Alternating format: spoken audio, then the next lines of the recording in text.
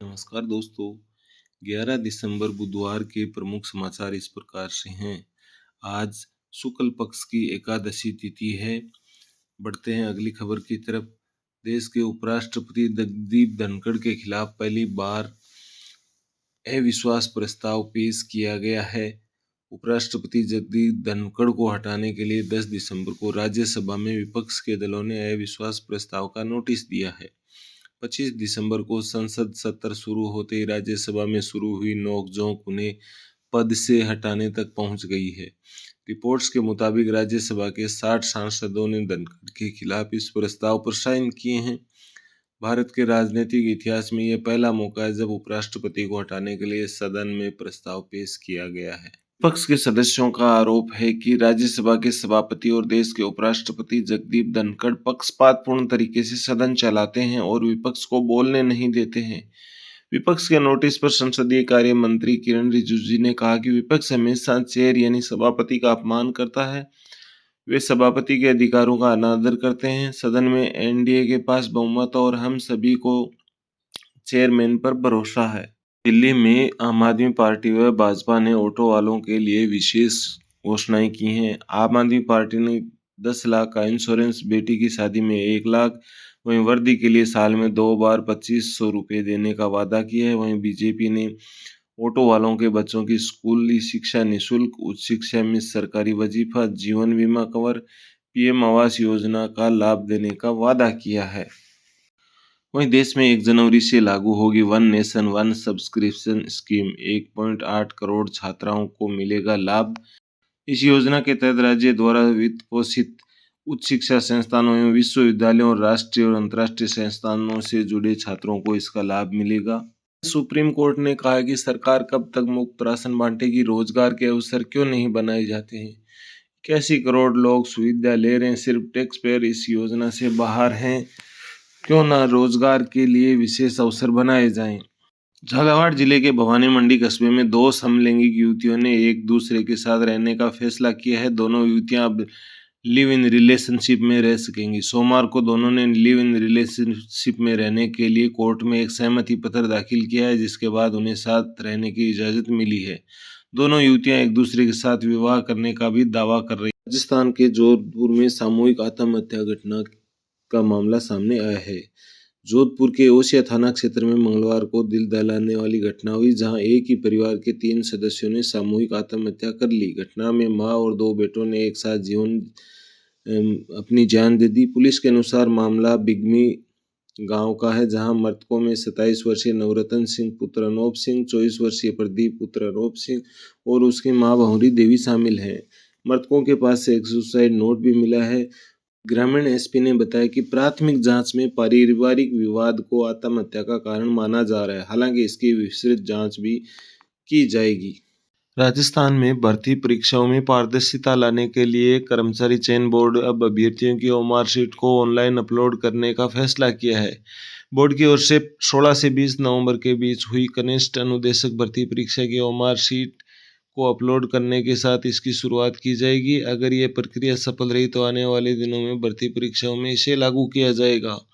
प्रदेश में होने वाली भर्ती परीक्षाओं के रिजल्ट को मेरिट बेस करने के बाद अब बोर्ड ने ओमार शीट को भी ऑनलाइन अपलोड करने का निर्णय लिया है, जिससे अभ्यर्थी अपनी एसएसओ आईडी के जरिए परीक्षा में उनके द्वारा भरी गई ओमार शीट को देख भी सकेंगे और इसे डाउनलोड भी कर सकेंगे। पढ़ते हैं मौसम की खबर की तरफ। प्रदेश में पारा लुढ़कने से सर्दी बढ़ गई है। लोग जगह जगह अलाव तापते नजर आ रहे हैं।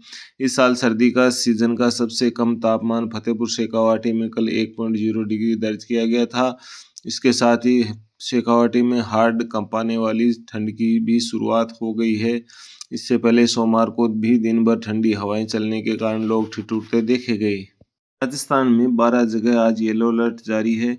उत्तरी भारत से चलने वाली बर्फीली हवाओं के कारण राजस्थान में शीतलहर के देखते हुए मंगलवार को 12 जिलों के लिए येलो अलर्ट जारी किया, जिसमें गंगानगर, हनुमानगढ़, सीकर, चूरू, झुंझुनू, अलवर, करौली, बारां, भीलवाड़ा, चित्तौड़गढ़, जालौर और जैसलमेर जिले शामिल हैं। अगली खबर की तरफ। केंद्रीय ग्रामीण विकास विभाग राजस्थान में प्रधानमंत्री आवास योजना ग्रामीण के अंतर्गत 3,41,620 मकानों का यानी आवासों का निर्माण करेगा। वहीं केंद्रीय मंत्री नितिन गडकरी ने भी खोला पिटारा। Rising Rajasthan global investment summit में केंद्रीय मंत्री नितिन गडकरी ने राजस्थान के लिए 30,000 करोड़ की 9 परियोजनाओं की घोषणा की। आदर्श क्रेडिट कोऑपरेटिव सोसाइटी घोटाले में ईडी ने बड़ी कार्रवाई की है। देश में 15,000 करोड़ रुपए चिटफंड घोटाले में ईडी ने 135.06 करोड़ रुपए की चल व अचल संपत्तियों को अंतिम रूप से कुर्क किया है, जबकि इस मामले में ईडी अब तक 2,210 करोड़ रुपए की संपत्तियों को कुर्क कर चुकी है। ईडी की ओर से मंगलवार को सोशल मीडिया प्लेटफॉर्म एक्स पर जारी बयान में बताया गया कि ईडी जयपुर में ने मेमर्स आदर्श क्रेडिट कोऑपरेटिव सोसाइटी लिमिटेड और अन्य मामले में 2002 के प्रावधानों के अंतर्गत 135.06 करोड़ रुपए की चल और अचल संपत्तियों को अंतिम रूप से कुर्क किया है।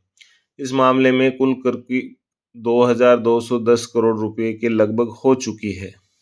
तो भाइयों ने रखी थी सोसाइटी की नींव। दरअसल राजस्थान के सिरोही जिले में टैक्सी ड्राइवर और ऑडियो कैसेट रिकॉर्डिंग का काम करने वाले दो भाई मुकेश मोदी और राहुल मोदी ने साल 1999 में आदर्श क्रेडिट कोऑपरेटिव सोसाइटी नींव रखी और अहमदाबाद में इसका कार्यालय खोला। इसके बाद लोगों से उनकी पसीने की कमाई इस सोसाइटी में निवेश करवाने का सिलसिला शुरू हुआ तो 31 अगस्त 2016 तक जारी रहा।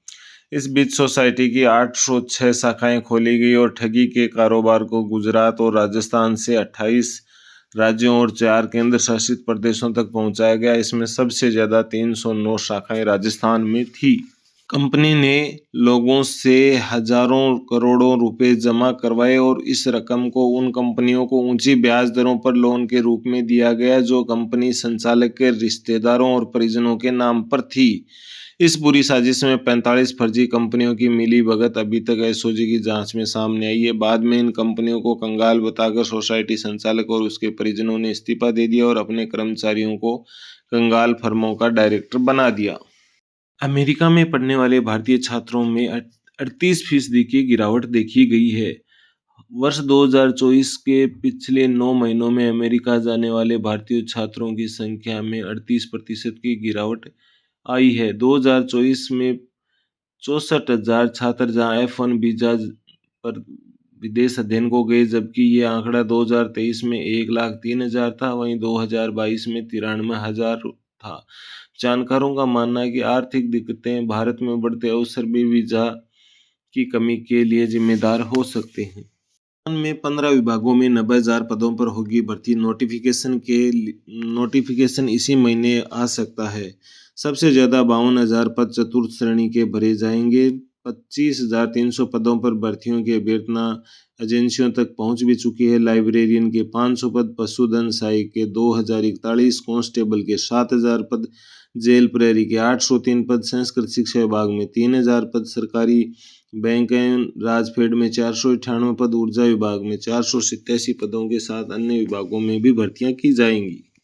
एसीबी ने नीमका थाना जिले में बड़ी कार्रवाई की है। एसीबी ने एसडीएम बंशीधर को किया ट्रैप, 2 लाख रुपए की रिश्वत लेते हुए दबोचा।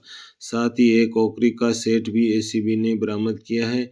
एएसपी पुष्पेंद्र सिंह ने इस कार्रवाई को अंजाम दिया है। डीजी रवि प्रकाश मरडा के निर्देशन पर एसडीएम पर यह कार्रवाई की गई है। एसडीएम ने जमीन के एक मामले में 5 लाख रुपए की रिश्वत मांगी थी। मामला 2 लाख रुपए में तय होने के बाद एसीबी ने एसडीएम को रंगे हाथों गिरफ्तार कर लिया। एसडीएम को पिछले दिनों ही खेतड़ी में उपखंड अधिकारी लगाया गया था।